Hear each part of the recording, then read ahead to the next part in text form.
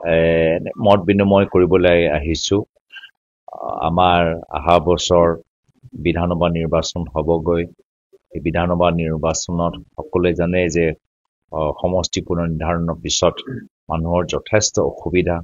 বহু দূৰত গাঁওখিনি পেলাই থৈছে মানুহৰ স্থানীয় মানুহৰ কোনো ধৰণৰ অসুবিধা বৰ্তমান চৰকাৰে দেখা নাই নিৰ্বাচনী আয়োগে দেখা নাই এই সময়ত যি সময়ত পঞ্চায়ত নিৰ্বাচন পাতিবলৈ চৰকাৰ বিফল হৈছে আমাৰ দলৰ কৰ্মীখিনি কেনেদৰে ৰাইজৰ লগত যোগাযোগ কৰিছে এইখিনি সম্পৰ্কে আমি মত বিনিময় কৰিবলৈ আহিছো আৰু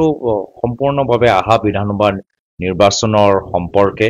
কি ধৰণৰ তৈয়াৰী কি ধৰণৰ আগবাঢ়ি গৈছে কি পৰিকল্পনা সেয়া লৈ অলপ আমি মত বিনিময় কৰিবলৈ আহিছো খুব এটা ভাল পৰিৱেশ পাইছো আজি ৰাতিপুৱাও মই আমাৰ সৰ্থেবাৰীলৈ গ'লো তাতো মানুহ যথেষ্ট আমাক স্বাগতম জনালে মই তাত খবৰে দিয়া নাছিলে কিন্তু আজি সৰ্থেবাৰী আমাৰ জগন্নাথ প্ৰভুৰ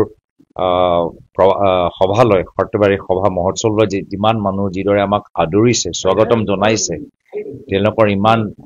সমস্যাবোৰ আছে কাঁহ শিল্পৰ সমস্যাবোৰ আছে যিদৰে অসমৰ জনসাধাৰণক আমাক আদৰিছে স্বাগতম জনাইছে এইটো কথা স্পষ্ট যে আহাবাৰ বিধানসভা নিৰ্বাচনত সলনি হ'বলৈ গৈ আছে